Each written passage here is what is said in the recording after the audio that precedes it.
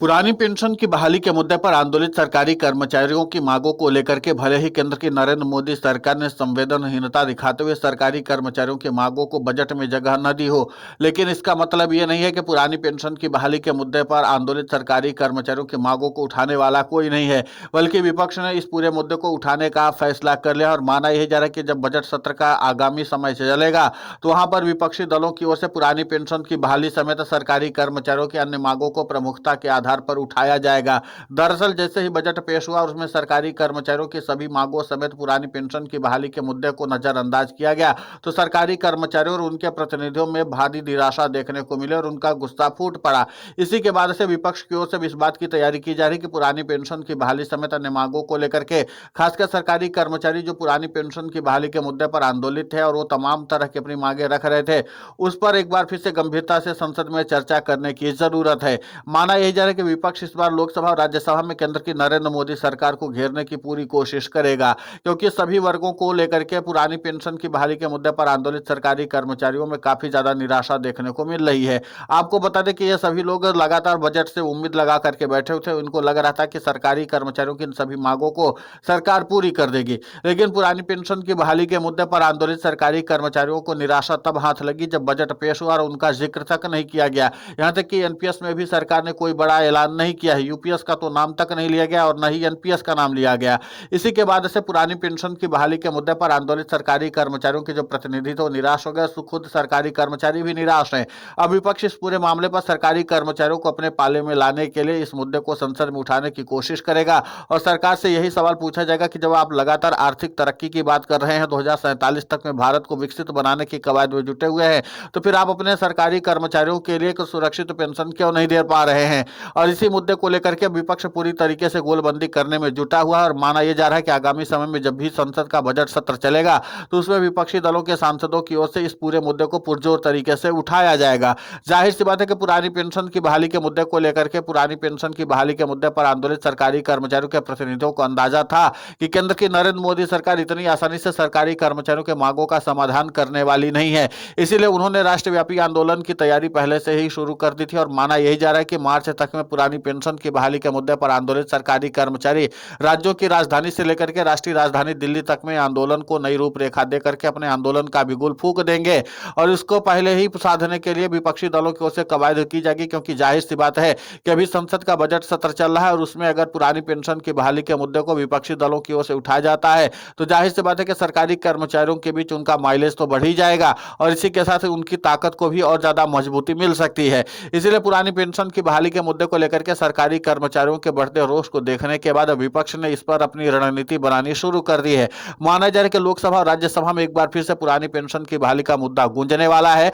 और सरकारी कर्मचारियों के पक्ष को कम से कम विपक्ष की ओर से उठाने की कोशिश जरूर की जाएगी। ऐसे में देखना महत्वपूर्ण होगा कि विपक्षी दलों की ओर से कौन कौन से राजनीतिक दल जो हैं वो पुरानी पेंशन की बहाली के मुद्दे को पुरजोर तरीके से न सिर्फ अपना समर्थन देते हैं बल्कि इस पर चर्चा करते हैं। हालांकि अभी तक जो संकेत मिले उसके हिसाब से है आरजेडी के सांसद पुरानी पेंशन की बहाली के मुद्दे को लेकर के चर्चा कर सकते हैं जो राज्यसभा के हैं। इसके अलावा लोकसभा में बात करें तो सीधे तौर पर कांग्रेस के सांसद पुरानी पेंशन की बहाली के मुद्दे को उठाएंगे। शिवसेना यूबीटी के सांसद भी उठाने के लिए संकेत दे चुके हैं। समाजवादी पार्टी के 3 सांसद जो हैं वो पुरानी पेंशन की बहाली के मुद्दे को संसद में उठाने की कोशिश करेंगे। इसके अलावा राज्यसभा में बात करें तो कांग्रेस के राष्ट्रीय अध्यक्ष मल्लिकार्जुन खड़गे और लोकसभा की बात कर ले तो लोकसभा के नेता प्रतिपक्ष जो हैं सीधे तौर पर राहुल गांधी वो पुरानी पेंशन की बहाली के मुद्दे को उठा सकते हैं। इतना ही नहीं, आम आदमी पार्टी की ओर से जो संकेत मिला कि आम आदमी पार्टी के सांसद संजय सिंह भी पुरानी पेंशन की बहाली के मुद्दे को उठाएंगे। जाहिर सी बात है कि रविवार को बजट पेश किया गया था, फिर उसके बाद से अब विपक्षी दलों की ओर से इस बात पर समीक्षा की जाएगी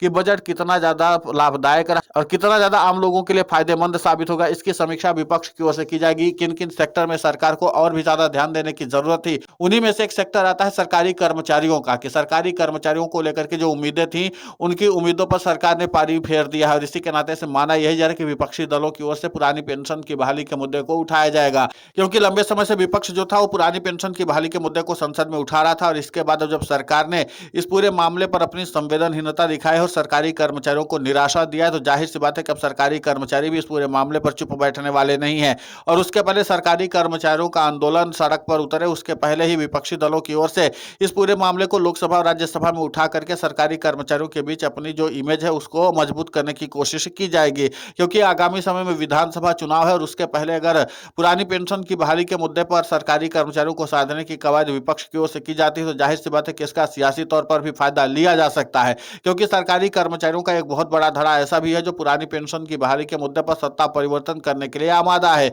और ऐसे में विपक्ष को जाहिर सी बात है कि एक संजीवनी मिल ही जाती है सरकारी कर्मचारियों की कि उनका जो वोट बैंक है बड़े आसानी से उनके तरफ डाइवर्ट हो सकता है। इसीलिए विपक्ष की ओर से लगातार पुरानी पेंशन की बहाली के मुद्दे पर पैरवी की जा रही है, लेकिन बजट सत्र में जिस तरीके से विपक्ष ने अपने संकेत दिए हैं उससे साफ इस बात के संकेत मिल रहे हैं कि पुरानी पेंशन की बहाली के मुद्दे पर अभी केंद्र की नरेंद्र मोदी सरकार की फजीहत कम नहीं हुई है और भी ज्यादा होने वाली है, क्योंकि जाहिर सी बात है कि विपक्ष एक बार फिर से जिस तरीके से बजट का गुणगान खुद प्रधानमंत्री नरेंद्र मोदी समेत उनके तमाम मंत्रियों और सांसदों ने किया है, यहाँ तक कि विधायकों और मुख्यमंत्रियों तक ने किया है, अब उसी बजट का पोस्टमार्टम करने के लिए विपक्ष ने भी अपनी रणनीति बना ली है। विपक्ष की ओर से इस बात की कवायद की जाएगी कि किस तरीके से इस बजट को सरकारी कर्मचारियों का विरोधी बताया जाए, जिसके नाते से सरकारी कर्मचारियों के गुस्से को और भी ज्यादा ताकत मिले और वो आंदोलन के लिए सड़क पर उतरे और जिसका फायदा सीधे तौर पर विपक्ष को होगा। तो विपक्ष अपनी रणनीति बनाने में जुटा हुआ है और देखना महत्वपूर्ण होगा कि सोमवार को या फिर मंगलवार को विपक्ष की ओर से इस पूरे मुद्दे को पुरजोर तरीके से उठाने की कोशिश जरूर की जाएगी। हालांकि लोकसभा नेता प्रतिपक्ष राहुल गांधी भी उस मुद्दे को पुरजोर तरीके से उठाने की कोशिश करेंगे, क्योंकि हालिया वक्त में सीआरपीएफ के जवानों के प्रतिनिधियों ने भी पुरानी पेंशन की बहाली के मुद्दे को लेकर के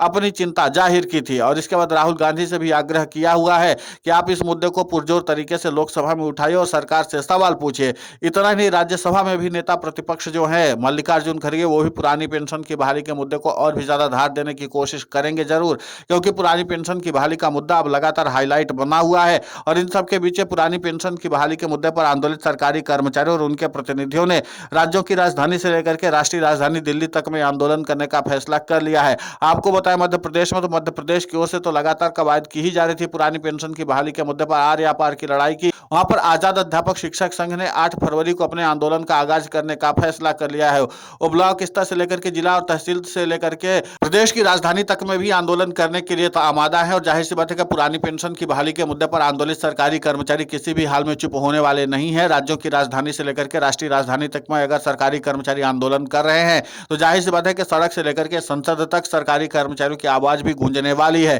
क्योंकि विपक्षी दलों की ओर से लगातार सरकारी कर्मचारियों को अपना खुला समर्थन दिया जा रहा है। अब ऐसे में देखना दिलचस्प बात होगी कि पुरानी पेंशन की बहाली के मुद्दे को लेकर के भले ही सरकार ने अपनी तरफ से इस बात को दिखाया है कि वो सरकारी कर्मचारी की पेंशन प्रणालियों पर विश्वास रखने वाली नहीं है और न ही इस पर चर्चा करने वाली है, लेकिन अगर विपक्ष की ओर से लगातार घेरेबंदी की जाएगी और सरकार के तमाम दावों पर सवाल उठाए जाएंगे तो फिर सरकार को तो इस पर जवाब देना ही पड़ जाएगा। देखना दिलचस्प होगा कि सरकार की ओर से इस पर क्या जवाब दिया जाता है। फिलहाल इस पूरे घटनाक्रम को लेकर के आपकी प्रतिक्रिया बहुत महत्वपूर्ण होती है, आप हमें कमेंट करके जरूर बताएं। साथ ही पुरानी पेंशन की बहाली के मुद्दे पर हम लगातार आंदोलित होकर के खबरें चला रहे हैं। आप हमारे समर्थन के लिए चैनल को सब्सक्राइब करें, खबर को ज्यादा से ज्यादा शेयर करें ताकि पुरानी पेंशन की बहाली का मुद्दा और बुलंद हो।